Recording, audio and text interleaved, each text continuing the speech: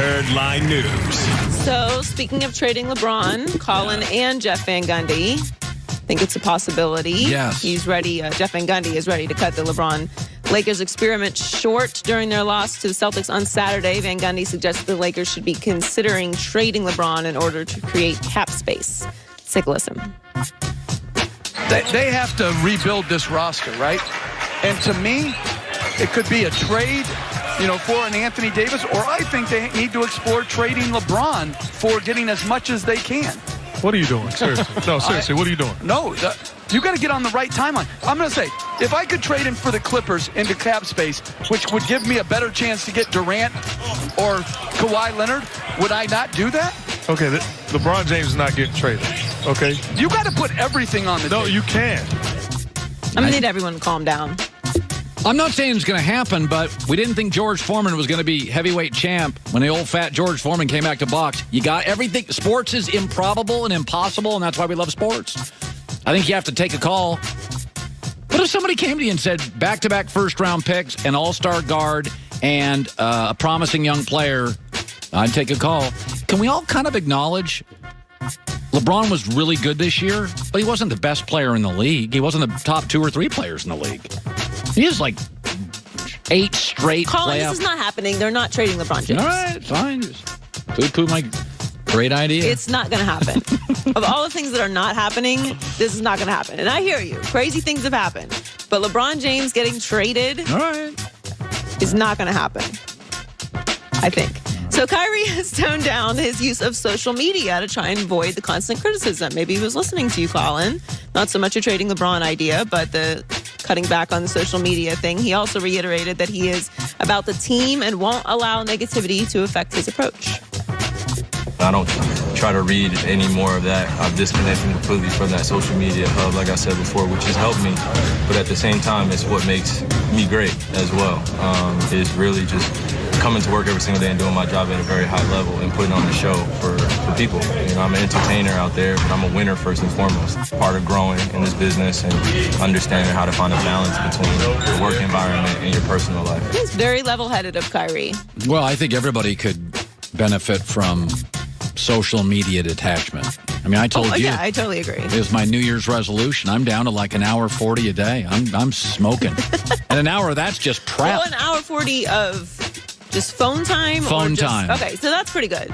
Hour 40 a day of phone time. I find it to be a big relief when I can just put my phone down and not check it at all. The next weekend I'm going skiing. I will not pick my phone up for 2 days. I mean, you have to. It gets to a point where it's just ridiculous and you feel drained. But we talked a lot about Kyrie and talking about Adam Silver saying that, a lot of players are unhappy and, you discussed that if you're a young guy in the league who's dealing with a ton of criticism, just back away from social media a little bit. I don't think that you have to just detach from your phone and not communicate with anybody, but checking your mentions and getting in the comments and then YouTube comments, it just never ends. It's endless, the amount of criticism that you're getting on top of just the coverage from the media that you get. So I do think LeBron would always do this, would go into 0 dark 30 in the playoffs and just get off of social media. Right. I really feel like everyone should do that because it just daunting. Yeah, it's overwhelming at times. Finally, in a league where stars rarely win contract disputes and rarely choose their teams, Antonio Brown did both, and other players are noticing. Shortly after Brown got his wish of a trade out of Pittsburgh and a new contract, Chiefs offensive lineman Jeff Allen tweeted, "AB just disrupted a system that's designed for us to contractually lose in. If you hate it, then hate what the other side does every day." This is also partially why teams are afraid of what happened with the Antonio Brown contract. Yeah. No, well, I fully support it. I think both of us are on the same page as far as players making money in general. Yeah. I don't get paid less money if a player makes more money. Yeah. It is irrelevant to me how much someone makes. I like players to win. Yes, I'm always rooting for people to make more money. It doesn't matter. It doesn't affect me in any way. Now, if you're a team guy and you're thinking that your team needs to not pay one player any particular amount because you need other pieces or something, that's understandable. But I've always said the situation with the Raiders made the most sense to me for Antonio Brown. One, because I think that Derek Carr needs a deep threat and a big playmaker. 2, because I think John Gruden is a coach that has shown he can deal with big personalities and manage them, and he's a big personality himself. And 3, they're moving to Las Vegas, which is a city that needs a star. We've seen what happens when NFL teams relocate. Having a star like Antonio Brown helps. Who, no matter what you say, Antonio Brown is a superstar. Oh, no, he sells tickets. He does. Yeah. He's box office, and you can't just manufacture that. Yeah. So having someone like him on the team when you move to Las Vegas and do that big launch is going to be crucial. So there's a lot of elements to it that I think make this the perfect fit. People are paying attention. Yeah. Joy with the news. Well, that's the news. And thanks for stopping by. The Herd Lie News. It is interesting, and it's funny about this whole Steelers thing is that, obviously we're all paying attention to the Antonio Brown thing, but what's really happening with the Steelers is that when you used to say the Steelers, I've been watching the NFL since the 70s, the 3 words that I always thought of were consistent, clutch, and championships. That was the Steelers. The 3 words now to describe them are loose, loud, and underachieving. This is not on Antonio Brown. Big Ben, passive-aggressive. Le'Veon Bell, Bermuda Triangle, disappeared. Antonio Brown, muddied it up to get out.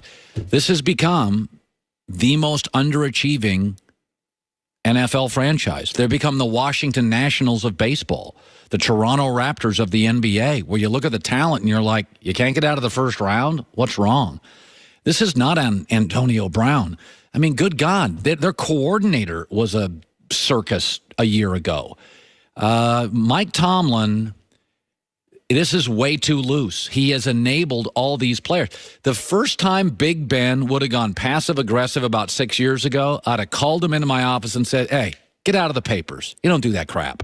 Brady doesn't do it. Breeze doesn't do it. Russell Wilson doesn't do it. That's why I've said the Steelers remind me of the Seahawks. They empowered players and then woke up one morning and went, we got to get some of these guys out of here.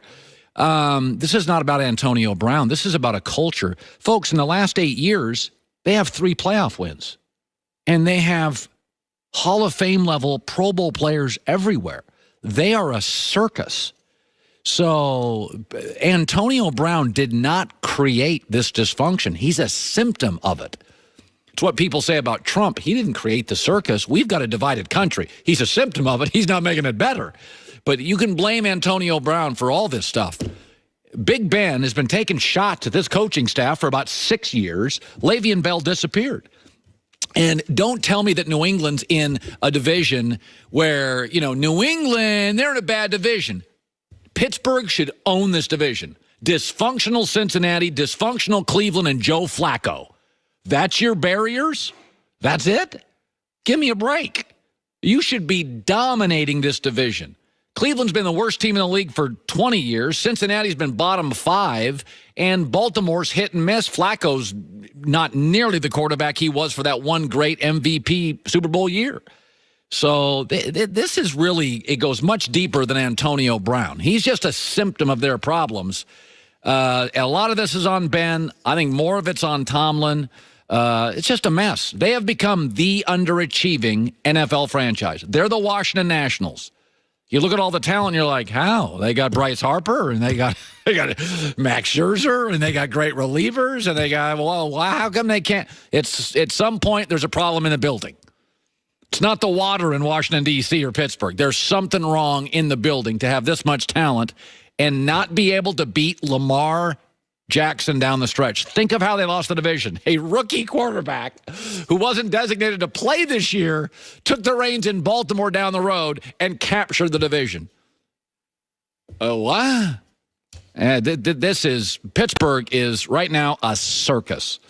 Here are some tips to reduce the chances that you become a victim of tax scams. By the way, the always entertaining Brian Scalabrine, Boston broadcaster, next. Don't log into bank accounts on unsecured Wi-Fi networks like airports. Don't prepare and file a tax return on a public computer. Remember, IRS employees won't email you. So if somebody's emailing you saying, I work for the IRS, no, they don't. So many ways for cyber criminals to wreck your life. That's why LifeLock Identity Theft Protection, with the power of Norton Security, can really save you time, effort, and headaches. There's a problem like tax-related ID theft, LifeLock's agents, domestic, United States-based, there to fix it. Nobody prevents all identity theft. Nobody can monitor all transactions. But LifeLock with Norton Security sees threats you'd miss, gets you out of trouble before it starts. Go to LifeLock.com, code HERD, 10% off. Or call 1-800-LifeLock, promo code HERD, 10% off your first year. Promo code H.